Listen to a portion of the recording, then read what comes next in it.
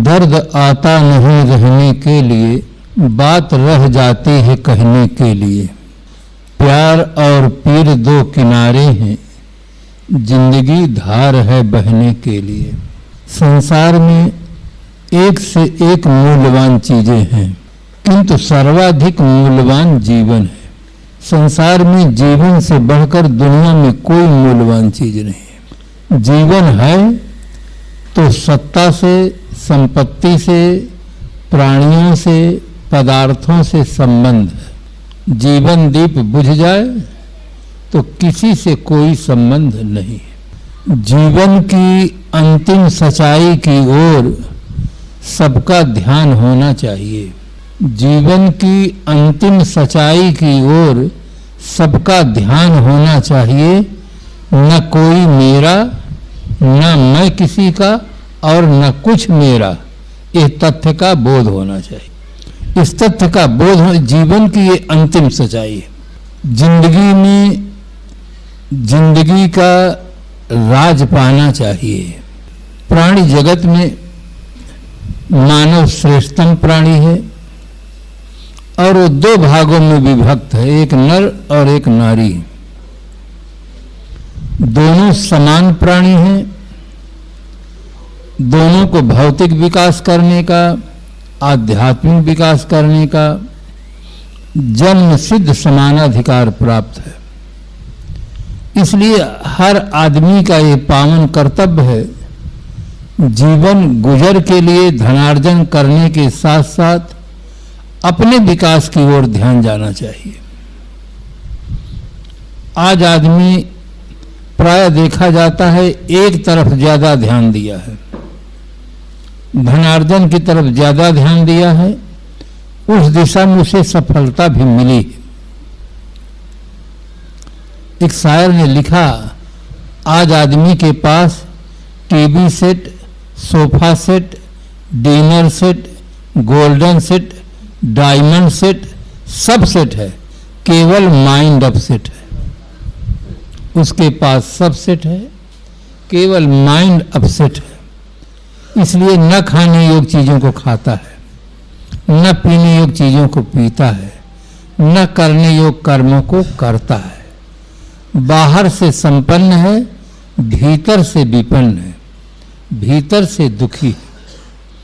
आज इस वैज्ञानिक युग में आदमी की आर्थिक स्थिति बहुत अच्छी हुई है, किंतु मानसिक स्थिति उस अनुपात में अच्छी नहीं हुई है।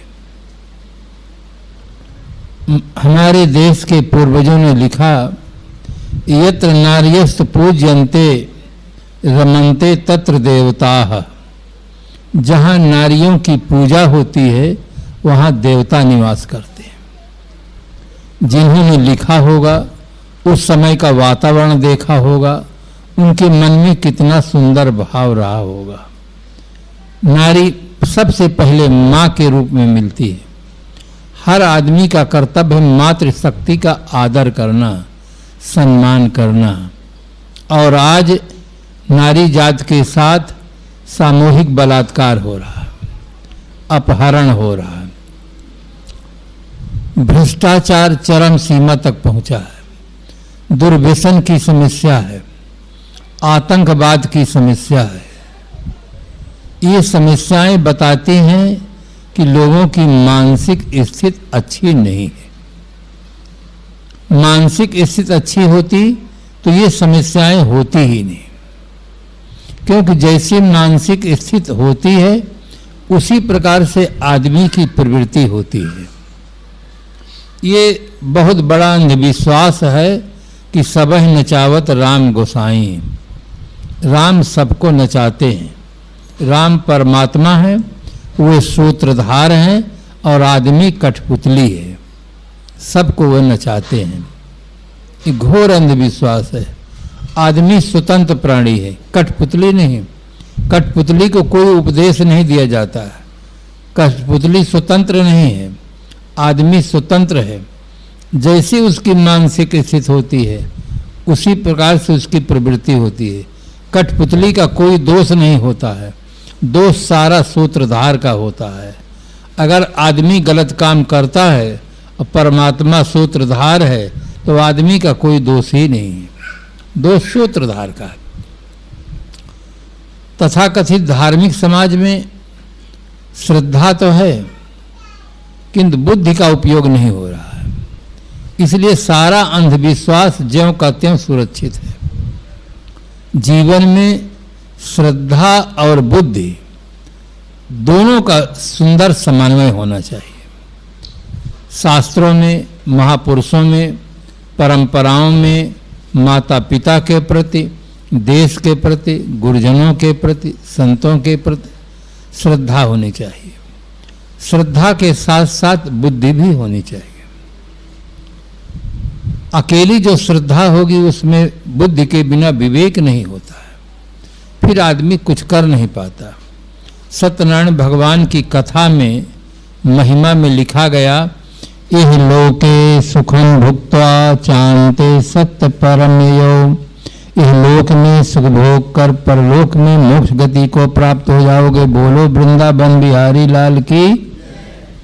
ये महिमा परक बात है, तथ्य बात नहीं है। केवल सत्यनारायण भगवान की कथा सुनने से हम लोक में सुखी हों, परलोक में मोक्ष हो जाए, ये तो घोर अंधविश्वास है। धर्म ते विरत योग ते ज्ञाना, ज्ञान मोक्ष प्रद वेद बखाना। बिना ज्ञान प्राप्त किए, बिना निर्वासनिक जीवन जिए व्यक्ति मोक्ष नहीं प्राप्त हो सकता है। ये महिमा परक बात लिखी गई है जिससे लोगों की प्रवृत्ति हो। सत्य एव नारायण, सत्य नारायण, सत्य ही नारायण है। सत्य की सर्वोपरि महिमा है। तभी तो भारतीय परंपरा में बिल्कुल साफ साफ कहा गया है, राम बोलो भाई राम, राम नाम सत्य है। शरीर दिखाई देता है किंतु शरीर सत्य नहीं है। राम दिखाई नहीं देता किंतु एक दिन ऐसा आता है सबको दिखाई देता है। सब कहते हैं जिससे नाता था वो तो चला गया, अब ये मिट्टी रह गई है, इसका दाह संस्कार करो। उस दिन कोई नहीं कहता कि शरीर सत्य है, बाबू भैया लेटे हुए हैं, कोई नहीं कहता।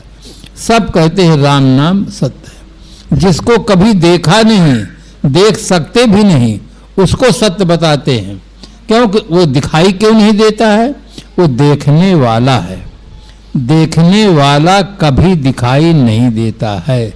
कोई बहुत बड़ा कलाकार हो, दूसरे के कंधे पर चढ़कर नाच सकता है, किंतु दुनिया में ऐसा कोई कलाकार नहीं हुआ कि अपने कंधे पर चढ़कर नाचे। अपने कंधे पर चढ़कर कैसे नाचेगा? दूसरे के कंधे पर चढ़कर नाच सकता है। जो दिखाई देता है वो दृश्य होता है, और जो दृश्य होता है वो जड़ होता है, और जीव चेतन है। इसलिए वो आंखों से दिखाई नहीं देता है, उसकी अनुभूति होती है। ज्ञान के द्वारा वो जाना जाता है।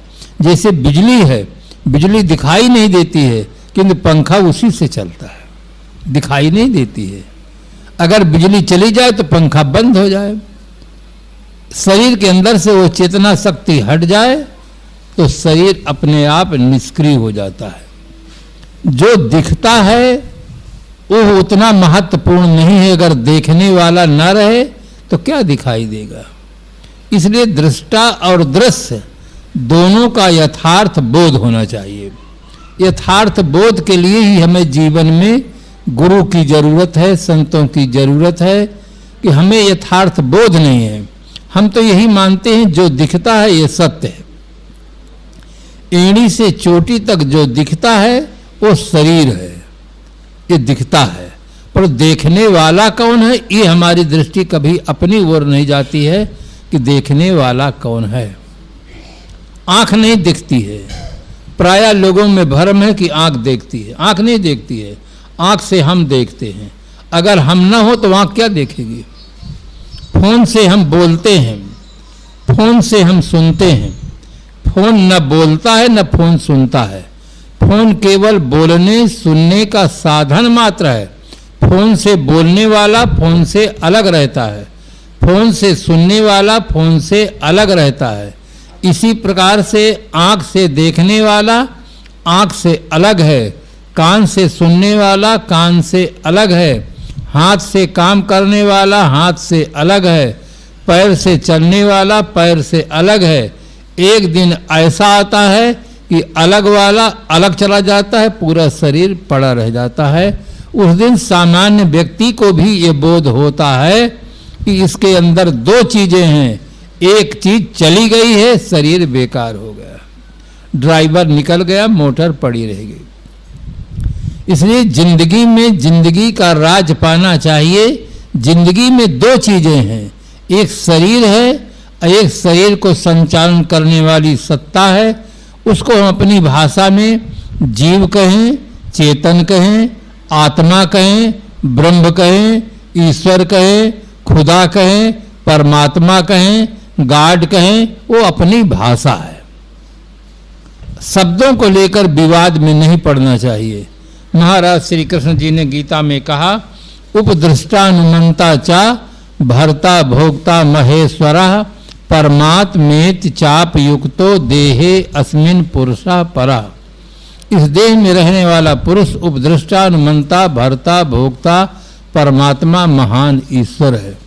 शरीर के अंदर जो सत्ता है, चैतन्य सत्ता, जीव सत्ता, अगर ये सत्ता हट जाए तो कुछ काम नहीं होगा।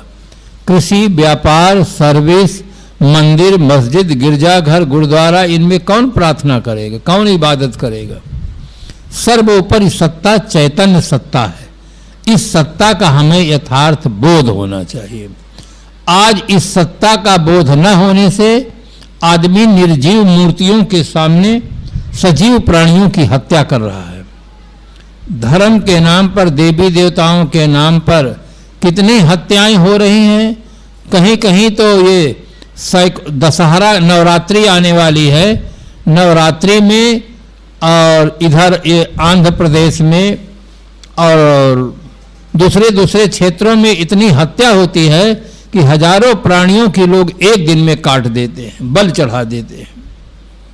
उन्हें यथार्थ बोध नहीं है कि दैवी गुणों से विभूषित पुरुष देवता है और दैवी गुणों से संपन्न नारियां ही देवी हैं। नर नारी ही देवी और देवता होते हैं। लोगों के दिमाग में भ्रम है, कहते हैं अरे साहब आदमी तो घर में रहता है, देवी देवता तो मंदिर में रहते हैं। कि आदमी के दिमाग में बहुत बड़ा भ्रम है। हनुमान जी मंदिर में नहीं रहते रहे, सुग्रीव के मंत्री थे, राजकाज संभालते थे। महाराज श्री राम मंदिर में नहीं रहते रहे, 14 वर्ष तक पिता माँ आज्ञा पा करके वन में जाते हैं, ऋषि मुनियों की सेवा करते हैं, फिर आते हैं राजगद्दी संभालते हैं, राज संभालते हैं। उन्हें मंदिर में कहाँ रहते रहे? हमें ठीक से बोध नहीं है। मंदिर में तो उनकी केवल मूर्तियां हैं, उनकी स्मृति के लिए उनकी मूर्ति बनाई गई, लोग श्रद्धा सुमन समर्पित करते हैं।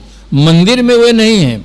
मंदिर में अगर वे होते तो मजाल रहा कि आक्रमणकारी आ करके सब लूट ले जाते, सोना चांदी, पुजारी को काट डालते, मंदिर को तोड़ देते। अगर वो जिंदा होते तो मंदिर में वे नहीं है।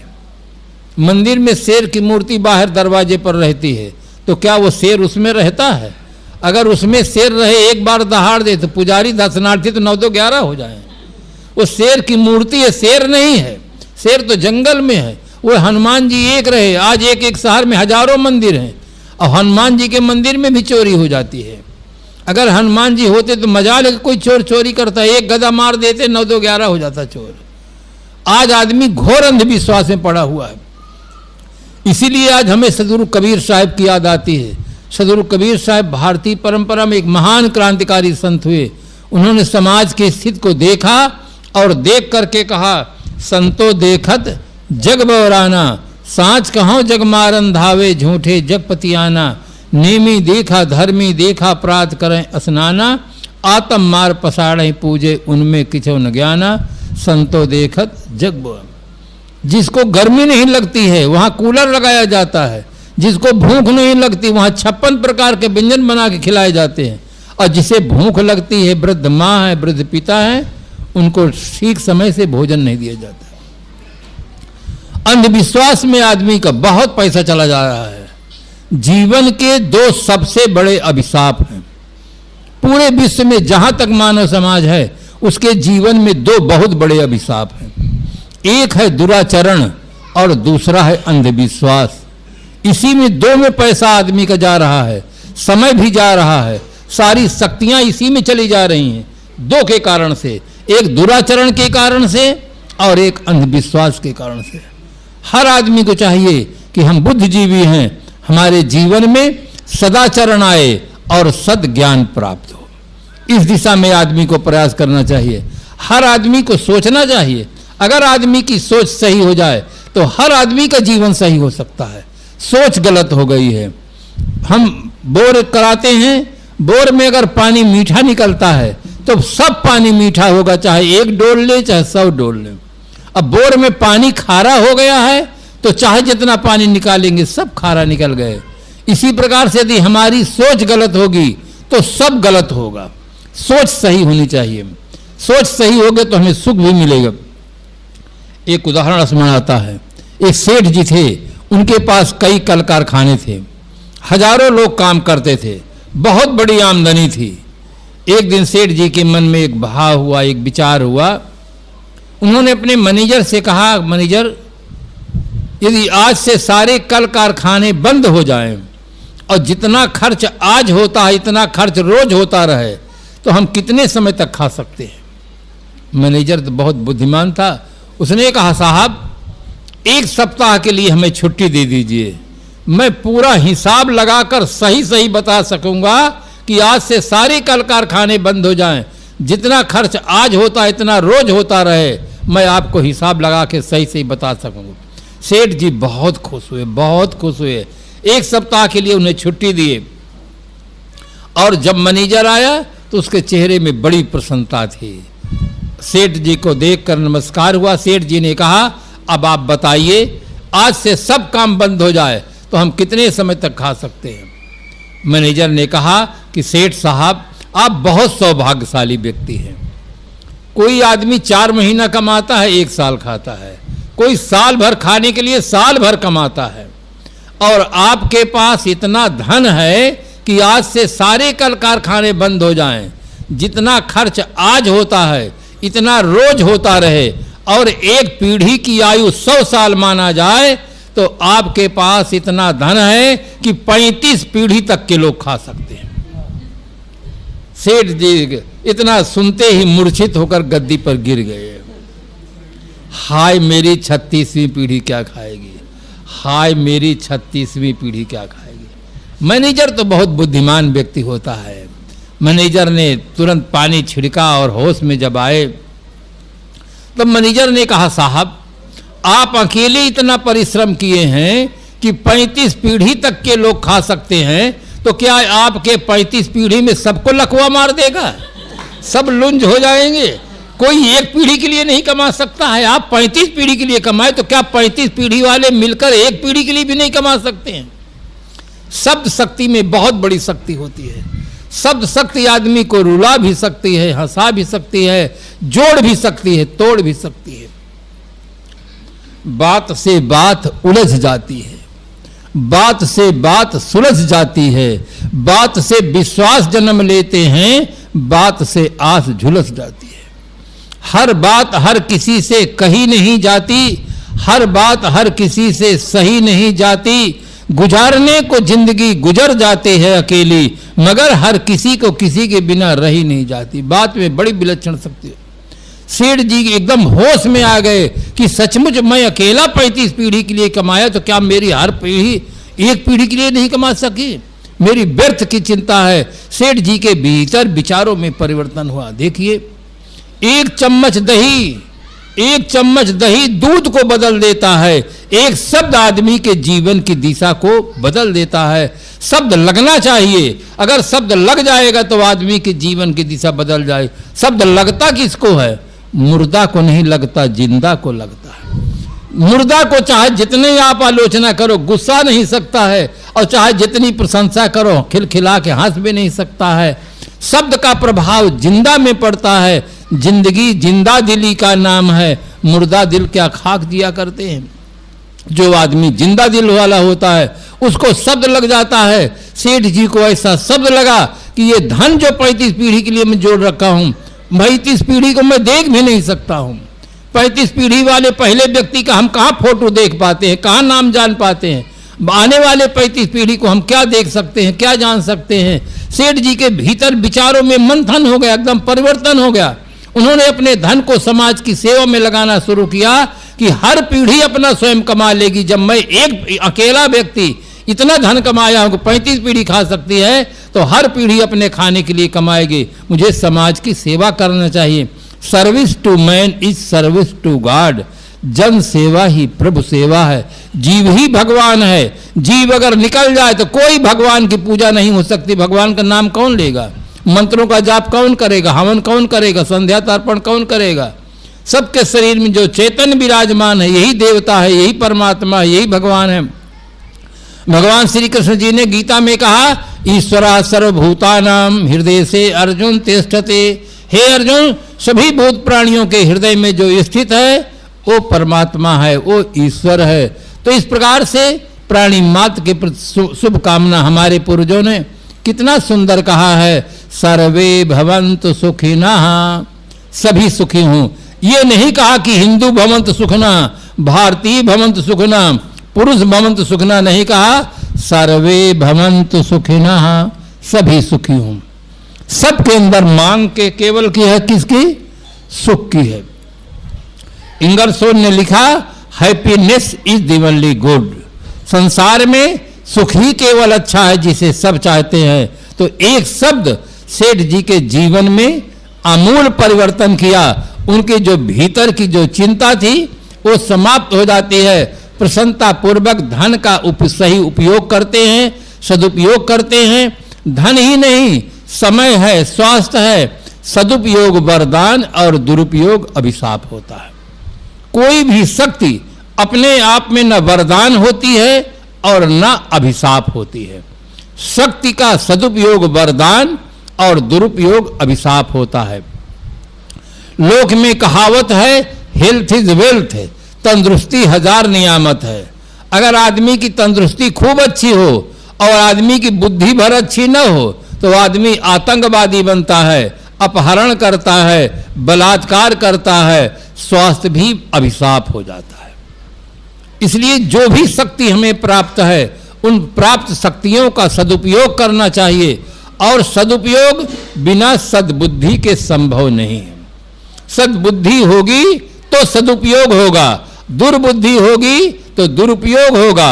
इस तथ्य को गांधी जी ने अच्छी तरह से समझा था। तब उन्होंने अपनी प्रार्थना में कहा था, ईश्वर अल्लाह तेरे नाम सबको सन्मति दे भगवान। सबको सन्मति की जरूरत है। सन्मति मिले तो पति पत्नी में प्रेम, पिता पुत्र में प्रेम, सास बहू में प्रेम, भाई भाई में प्रेम, और जहां प्रेम है वहीं स्वर्ग है।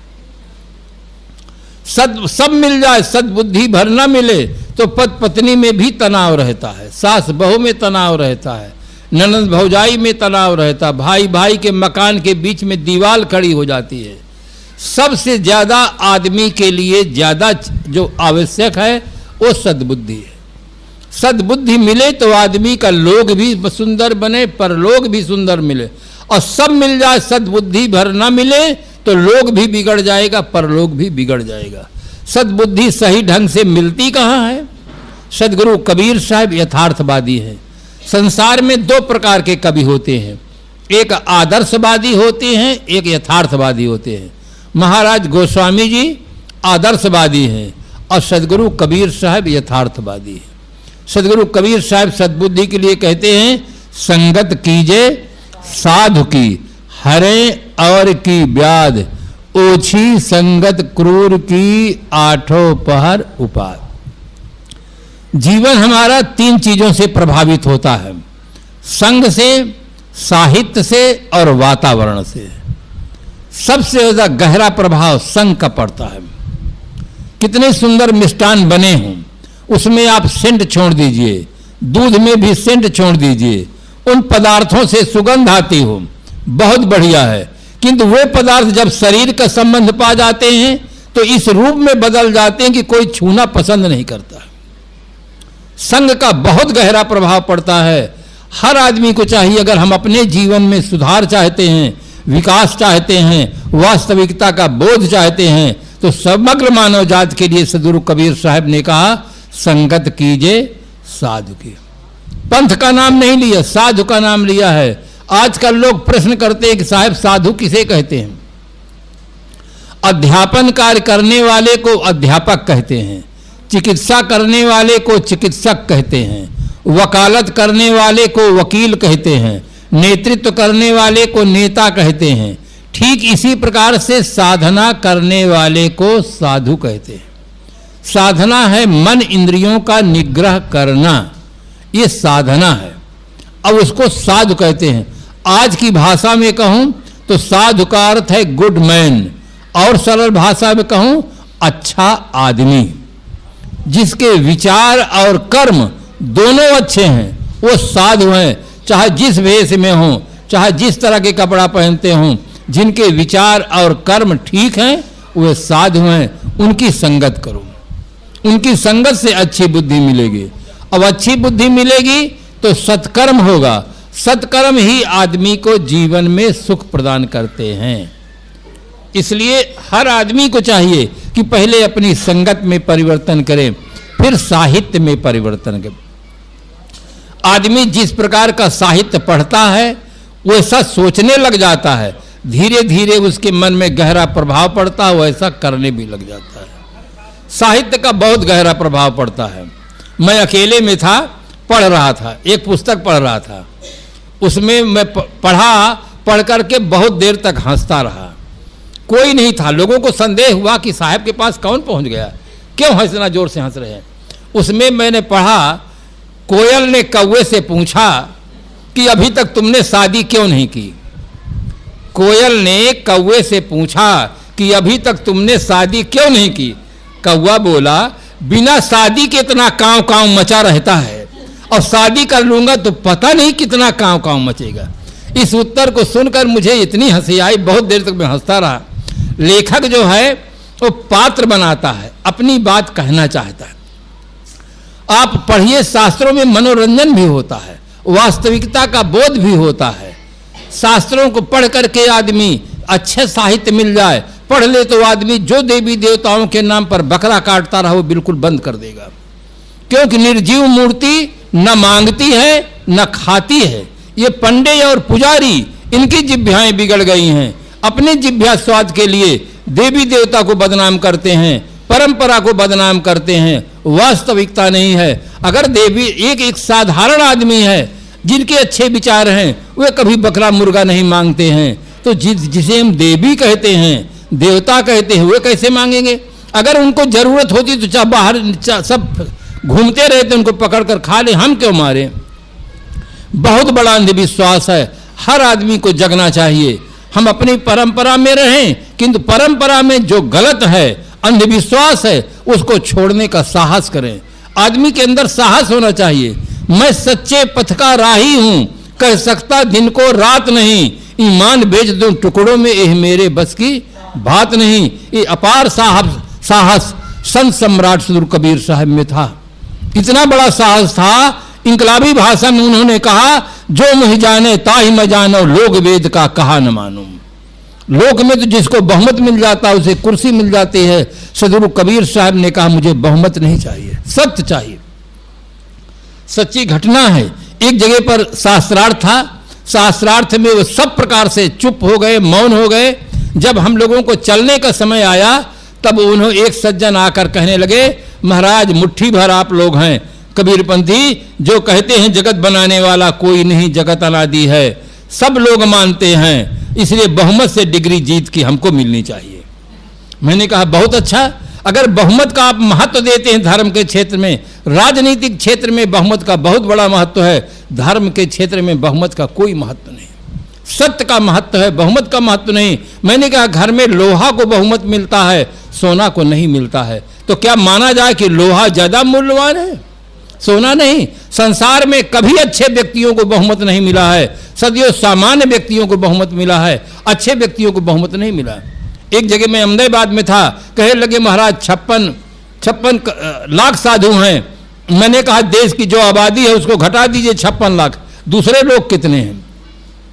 वे लोग इतना श्रम कर रहे हैं, आर्थिक स्थिति अच्छी नहीं होती है। मैंने कहा 56 लाख जो साधु हैं, महर्षि दयानंद जी ने पहले बहुत भूल किया।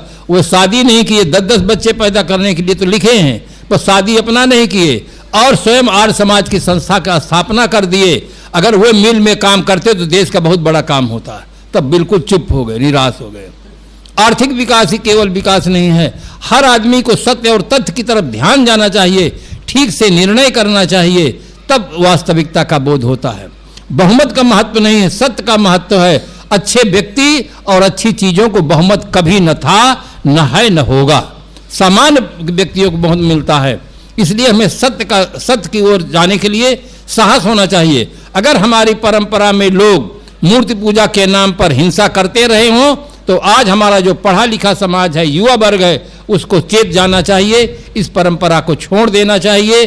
जीवित माता पिता हैं, उनकी सेवा करो, जीवित व्यक्ति हैं, उनकी सेवा करो, उनकी जो मांगे हैं उसकी पूरी करो। निर्जीव मूर्तियों के नाम पर हत्या बंद करो। सदगुरु कबीर साहब ने कहा, बकरा मुर्गी कीन्हे छेवा, आगल जन्म अवसर लेवा। बीजक एक महान क्रांतिकारी ग्रंथ है, केवल कबीर पंथ का नहीं है, समग्र मानव जाति को पढ़ना चाहिए। चांद और सूरज किसी पंथ के नहीं हैं, सबके होते हैं। इसी प्रकार से महापुरुष और ग्रंथ सबके होते हैं। विचारों में उदारता होनी चाहिए। साहब ने कहा, सुनिए सबकी, निवेरिए अपनी। सबका आदर करते हैं, सब महापुरुषों को सुनो, सब ग्रंथों को पढ़ो, किंतु अपनी बुद्धि से निर्णय लो। क्या करने योग्य है, क्या करने योग्य नहीं है, क्या खाने योग्य है, क्या खाने योग्य नहीं है, अपनी बुद्धि से निर्णय लो। तो इस प्रकार से श्रद्धा और बुद्धि दोनों का सुंदर उपयोग करें। आज के शुभ अवसर पर संत समाज, भक्त समाज, देवियों का समाज सब उपस्थित हुआ और कार्यक्रम के आयोजक परिवार को मैं बहुत बहुत धन्यवाद देता हूं कि आपने बहुत अच्छा प्रशंसनीय कार्य किया है। आप सबके प्रति मंगल कामना, शुभ कामना। सर्वे भवन्तु सुखिनः, सर्वे सन्तु निरामयाः, सर्वे भद्राणि पश्यन्तु, मां कश्चित् दुःख भाग् भवेत्।